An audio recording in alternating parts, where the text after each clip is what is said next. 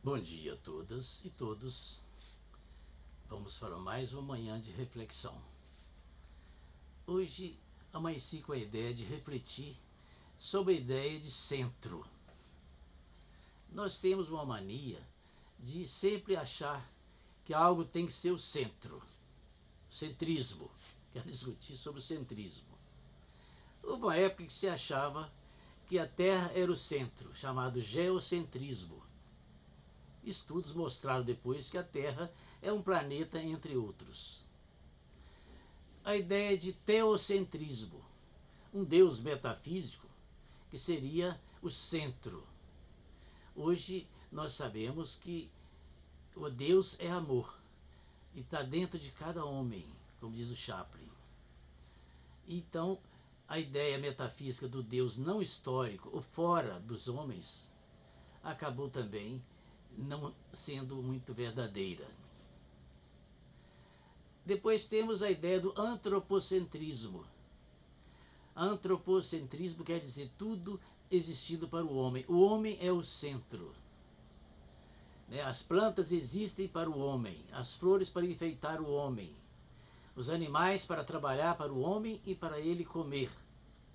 Enfim, o homem sendo o centro. Estudos mostraram também que isso também não resiste. Existem as coisas em si.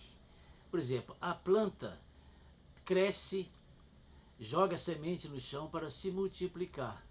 Ela vive para reproduzir também. Se a gente colhe a planta antes que ela jogue as sementes no chão, estamos cortando o processo de repetição, processo de reprodução. Enfim, a ideia de centro nos parece móvel, centro móvel, centro histórico e não um centro definitivo. Não é? Se a gente toma, por exemplo, a Lua, vamos pensar na Lua. O que é a Lua? Em si mesma, está lá a Lua, no céu. O Kant vai falar da coisa em si. Mas se a gente toma como vai falar sobre a Lua, o simples fato de eu estar falando já é a Lua para mim. No caso aqui, para o meu exemplo. A Lua para os namorados, ela de um jeito. A Lua para os agricultores, a minguante, a crescente, para o plantio, a colheita, aparece com outro formato.